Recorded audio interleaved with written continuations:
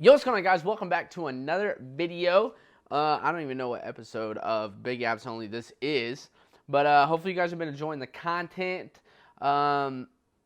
There's so much to talk about this weekend and what happened that it's mostly going to be about the Open. I was able to watch quite a bit.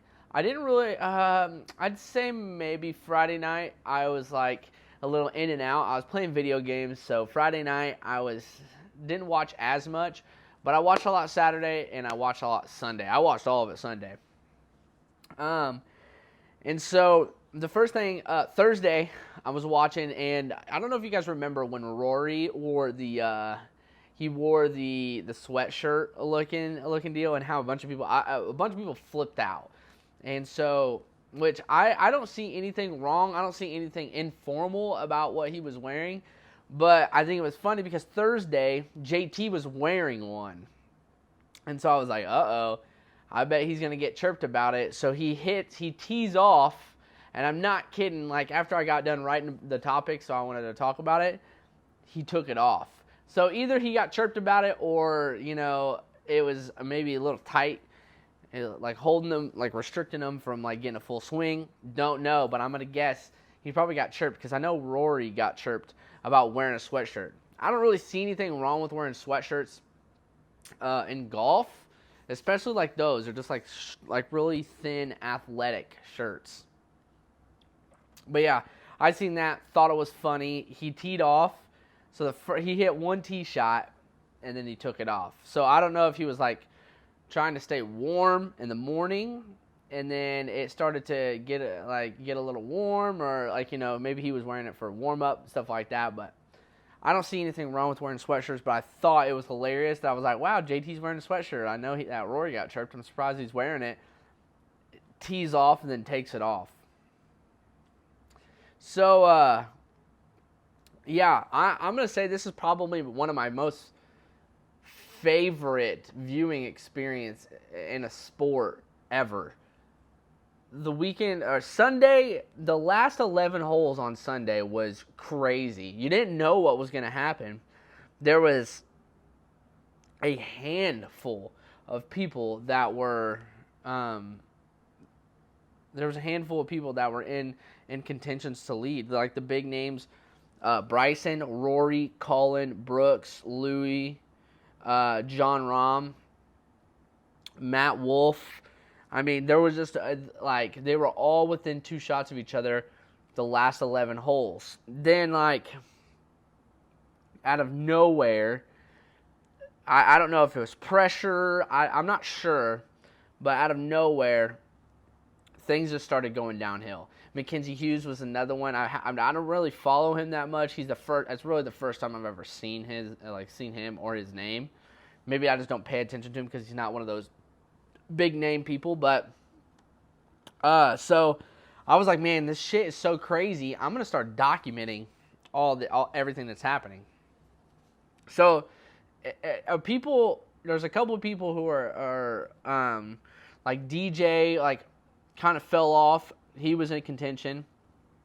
But this Mackenzie Hughes, he steps up on a par 3, and I'm telling you, this is one of the most wild shots that I've ever seen in my life.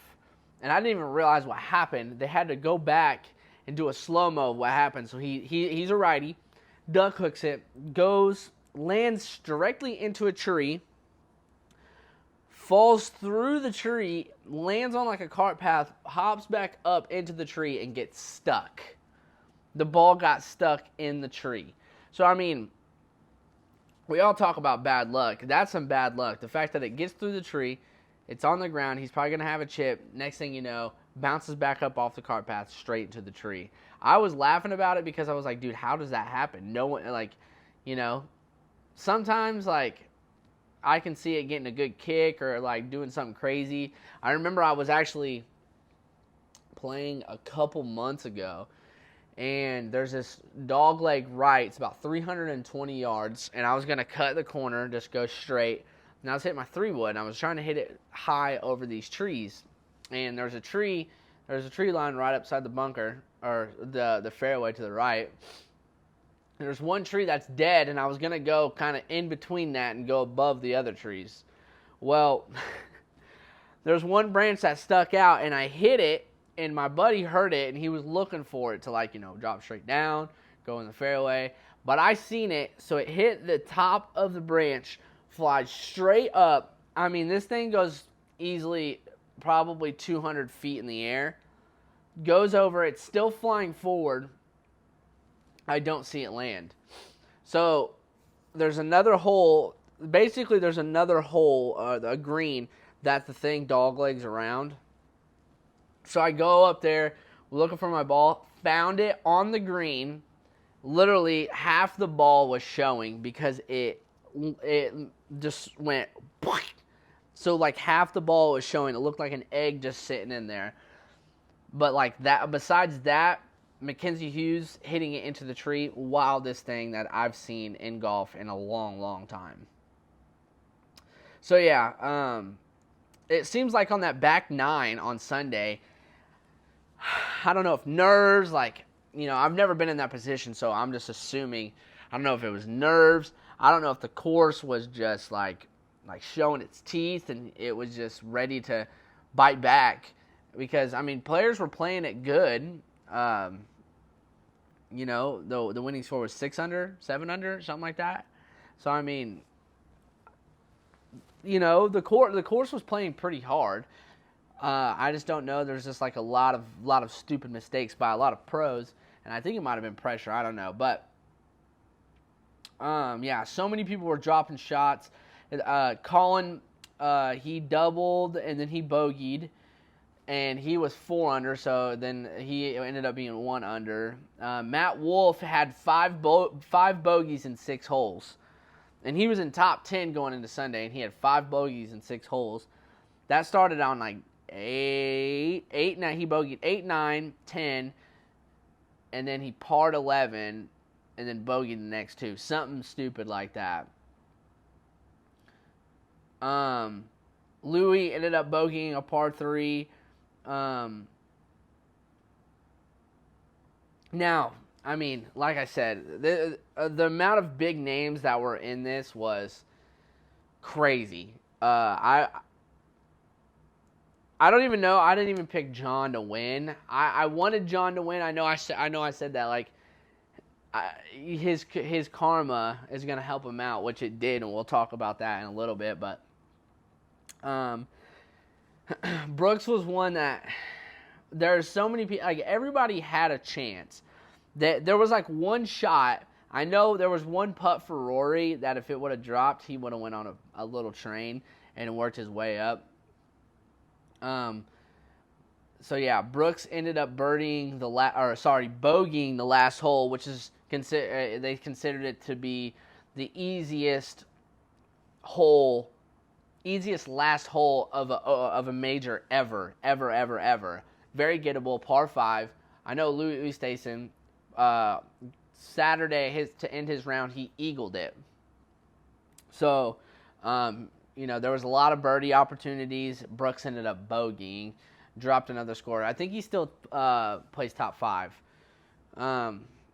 The one that I really noticed that just went to shambles was Bryson. I don't know what shot made him start the downhill, but there's one par 5. It's gettable in 2, especially for Bryson. I know Rory got there in 2. Colin got there in 2. So Colin isn't super long off the tee, but Colin got there in 2. So this is pretty gettable for Bryson. But I think this might have started it. It is you're hitting, but it kind of angles about 40 degrees back to your left. It's kind of like, it would look like a dogleg, but you got to hit over a canyon. Bryson ends up slipping on his tee shot and pushes it way right. So he's in this thick stuff. Hits it out. He's in the thick stuff still with about 200-something yards to go. Hits it, ends up in the first right bunker. So on that hole, if you're looking at the hole from the fairway, there's 3 bunkers on the right, 2 bunkers on the left. He ended up on the first bunker on the right. And so walks up there, So he hit a drive, chunk in the bunker. Then he completely catches the ball clean out of that bunker, ends up over the green, chips on, and 2 putts. Like, that, yeah, so out of the bunker, he caught it so clean, it ended up flying into the crowd. And then, yeah, like I said, he chipped on and 2-putted after that. But he went bogey, bogey, double. And I'm pretty sure, I quit taking notes, but I'm pretty sure he quadruple bogeyed a hole. Which I'm just like, so like I said, I don't know if just pressure or people were getting in their own heads or the course was just that tough. I don't know. But the real topic of this all is Louis and John. Now I'm going to talk about Louis first because this dude, I think they said, let me see if I can find this on the Instagram, because I seen this chart of Louis' major finishes, like his top major finishes. And okay, so here it is. Louis' best major finishes. So in 2010, he came first in the Open. And then listen to this. This is just where it gets crazy. 2012 Masters, second. 2021 U.S. Open, second. 2015 Open, tied second. 2015 U.S. Open, tied second. 2017 PGA Championship, tied second. 2020 PGA Championship, tied second. 2020 U.S. Open, third. 2019 U.S. Open, tied 7th. 2011 U.S. Open, tied 9th. He has one major, and he has 1, 2, 3, 4, 5 second-place finishes in a major. I honestly thought that he was going to win this. Louis had a big shot. On the last hole, he was 2 shots back. The day before, like I said, he hit a bomb of an eagle putt, but I knew he can get there. The pin location wasn't in a terrible spot. So he ended up bogeying that par 3. That put him back 2 shots. And so he hits his tee shot, and it goes left rough. And it's about I think it was about 240, and he didn't have the club for it. But he was going to try to stretch a 4-iron and run it up there to try to get an eagle opportunity. Well, whoever the mic person was, they did a good job, because you can hear the caddy and Louis talking. He's like, I can't get it there. I don't have the club to get it there. Then you could just see defeat in his face. So what he ended up doing is laying up to about 60 yards, and then he tried chipping in. And what are the odds? If you chip that in there, you're going down as a legend. Because the thing is that's not even a win. That's just a tie and going on a playoff with John. So I thought Louis was going to have it in the bag, but the major topic is John Rahm. John, if you guys watched the memorial and the post memorial, I used to not be the biggest John fan, just because when he's golfing good, he's fine. But when like I said, when he wasn't golfing good, he would throw fits, and it kind of like turned me off of to watch him. But apparently he's been working on that a lot, and that shows. But John was he was in contention at the Memorial from the whole COVID thing. I seen him at Memorial. I watched him play on 9. And what happened to him at Memorial, and I was like, yeah, I don't know. That doesn't, he sent out a tweet, and I was like, that doesn't even sound like John. That sounds like someone running his thing. I know he's probably pissed about it. And when he was talking in his acceptance speech to win, he was like, I tried to use positive thinking to, let me see if I can find the exact quotes. Here's one. I believe from the biggest setbacks, we can make some of the biggest breakthroughs. It's the power of positive thinking. So that's what the tweet that he put out about him getting pulled off from the Memorial Tournament going into the last day. that makes a lot of sense now. Maybe he's just grown up and matured mentally, to where he can handle his temper and he just looks at the positive things. And there's like more than just, like a lot of things is golf teaches you. It's not all about just golf. There's so many life lessons that you can learn from golf, especially in the mental game. If you can like mentally be strong on golf, you can mentally be strong in life. And I think that's what he's been doing. I know a lot of people have been talking about mental power. Phil's been talking about it. Bubba's been talking about it. And the fact that John's talking about it, I feel like maybe because it seems like Phil and John are pretty close. And I know Phil's been working on it. Maybe that rubbed off on John, since John probably looks up to Phil, I would imagine. The fact that he's, another huge star in Callaway with Phil. And, they talk about the same stuff. It doesn't surprise me that John has that mindset. And, whenever you're talking about the mental game of golf, everybody goes through it. You have a bad shot or you have a bad hole. The next shot, the next tee shot is going to determine how your whole round goes. Because, if you triple bogey a hole and you go to the next hole and you crush a drive, you're really not even going to think about the triple bogey, right? You're just going to think about, I crushed this drive down here in the middle of the fairway. And, in the transition between holes, you can think, okay, that was a bad hole. We can get some shots back. I've been playing well the first however many holes. Or maybe that was your first hole. You have plenty of time to make that up. So when he says like this power of positive thinking, that's on and off the golf course. I think that's great. I was thoroughly surprised in John's acceptance speech and him talking about mental game, mental health, thinking positively. I was honestly shook. And he's younger than me, but I mean, that like blew me away. And like I said in his tweet about getting withdrawal from Memorial, about how I just thought it was BS and it wasn't him. I think it was him. I don't have any doubt in my mind now that after hearing that acceptance speech, and what he said was just so true. There was like a bunch. I hope that that message that he said at the end of when he accepted the trophy, I really hope people were paying attention to that, because that's moving. Like that's a huge power move. A lot of people need to hear that, especially with the times that we're just coming out of. A lot of people need to hear that message, especially from John. I think he's like, what, 24, 25? How? I don't even know. Let me look. He's 26. Okay. So, I mean, he's a year younger than me. Let's see. November 10th. So, he's about to, he's going to turn 27.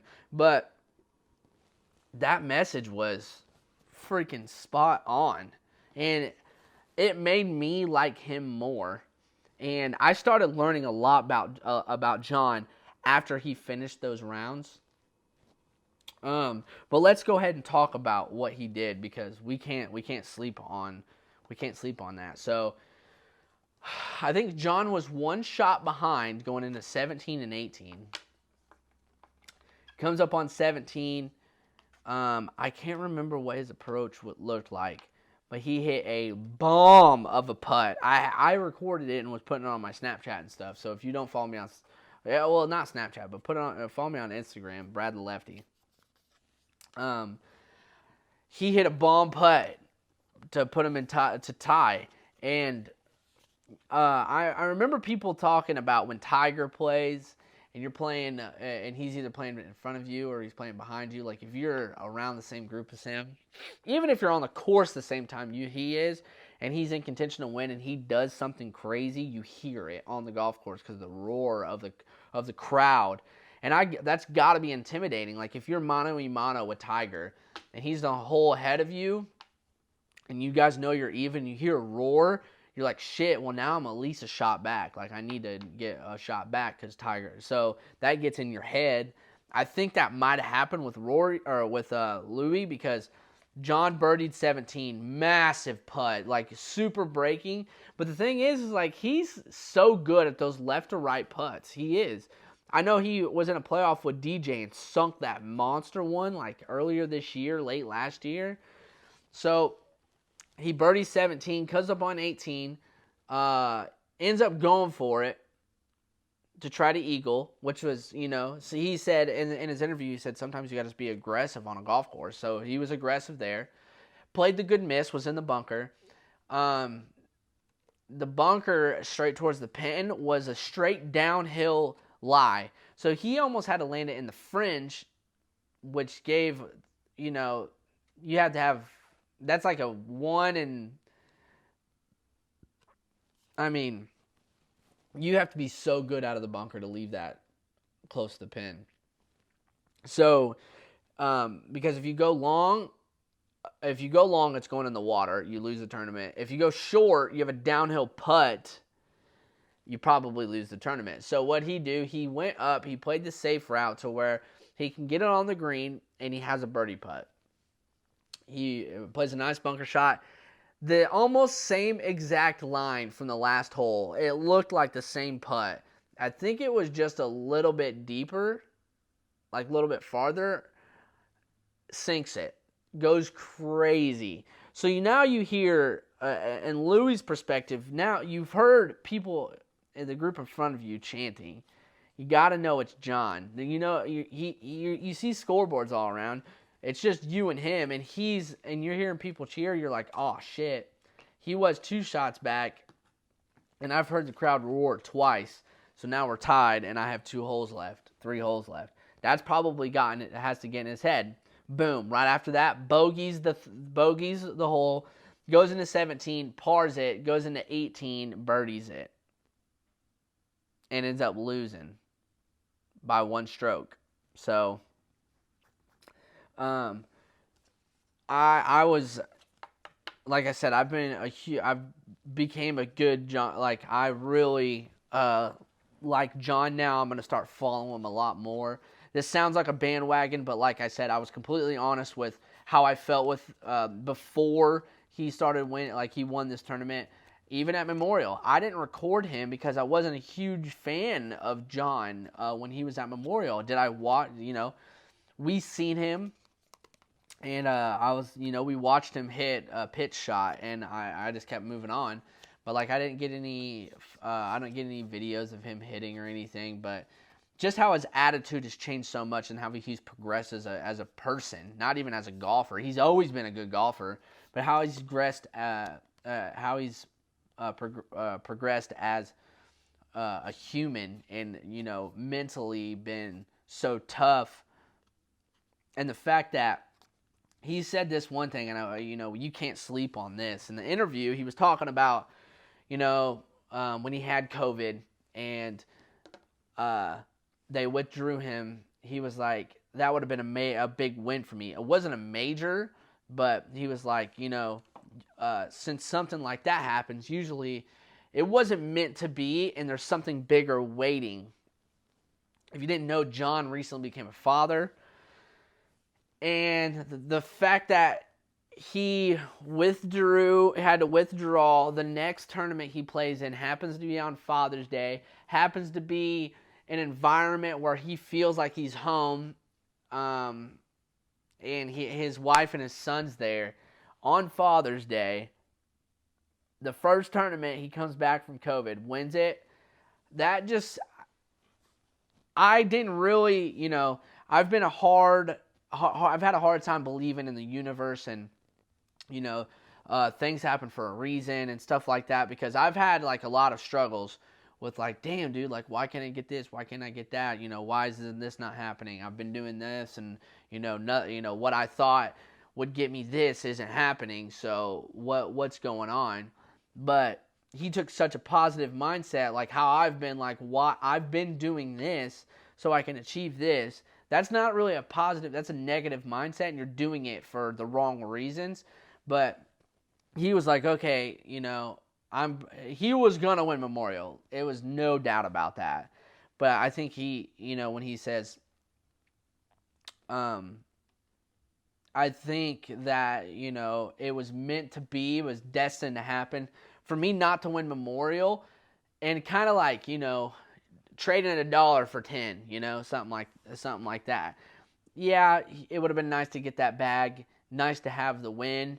It would have been nice to go back to back, but the circumstances after he gets done with COVID, his kid's there, his dad's there, his he got his family there, and then he wins on Father's Day. I mean, you can't chalk that up to anything better than how it, he had to manifest that basically, and so I've just been super impressed with John.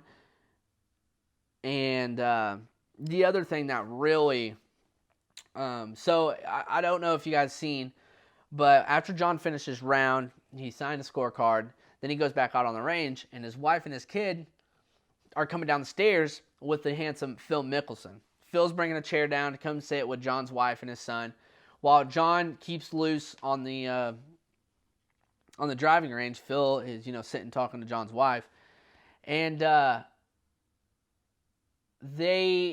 people like realize what was going on. And I don't know if people were confused why Phil was the one that was down there, like out of everybody. But what it is after John completed his round at the PGA Championship that Phil won, John was there to congratulate him.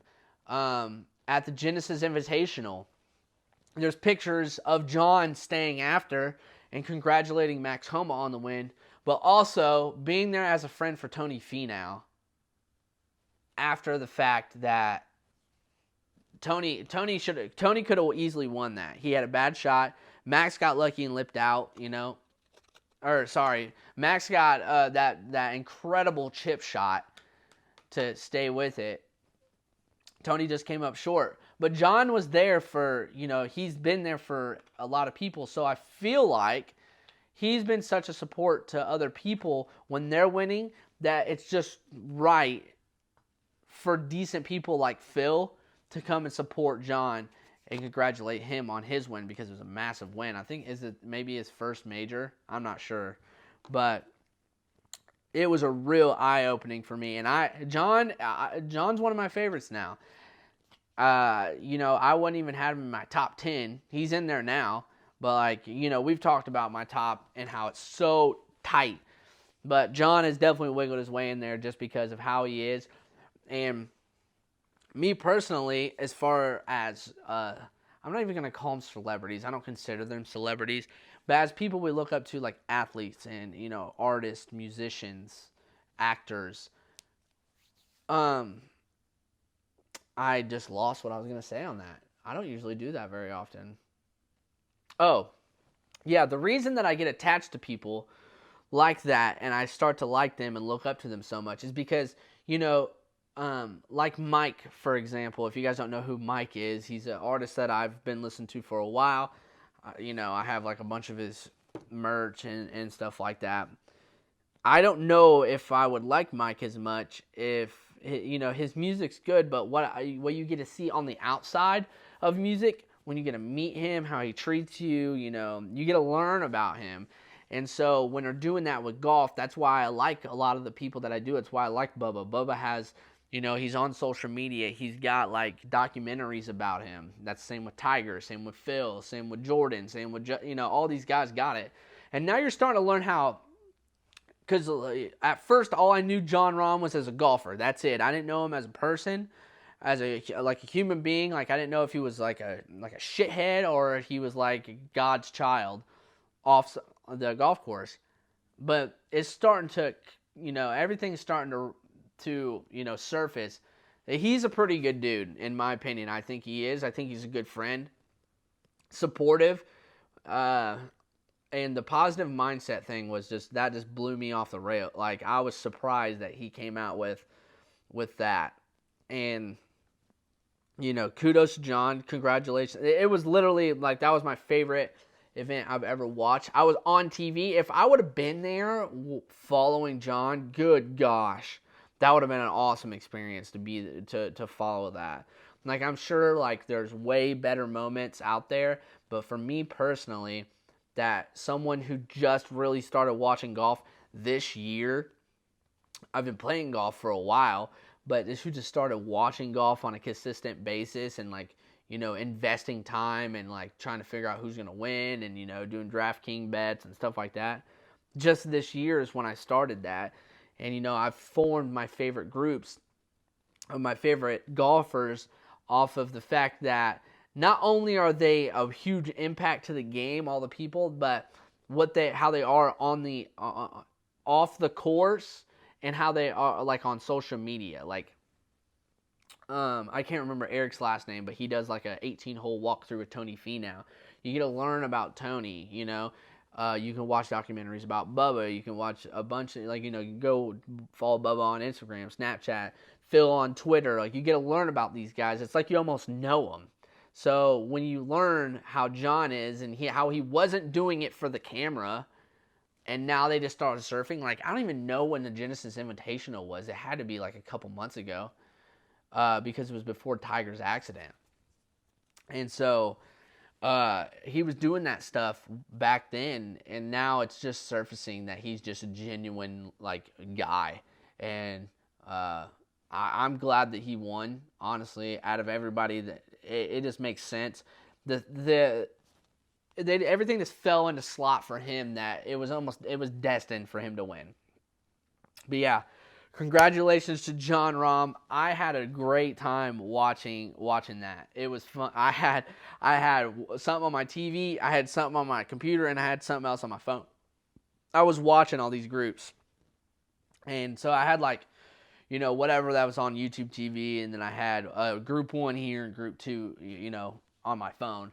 And I was just watching it all, and I had a really great time. So, yeah, if you guys haven't ever watched a golf event, and you're kind of wondering what it's like, I'm gonna let you know. Just look up when the next major is, because the majors are crazy. This one was crazy. The Masters wasn't too crazy with Hideki. There wasn't a lot of people, but this one, I'm telling you, there were 7 people that on 8 when the last person finished the 8th hole, which was Louis, it seemed like it was anybody's ball game. There were so many people at 4 under. There was like one person at 5. Sorry, Louis was at like 5 under. John was at like 4 under. So many people at like 3 and 2 under that if anybody just has like a good run, it's anybody's game. So yeah, I thoroughly enjoyed this weekend on golf. And I even went golfing, and golf this weekend was great. I went to a course. I got extremely burnt. Extremely. Let me see if I can show you. I made a TikTok about it, but yeah, I got pretty burnt.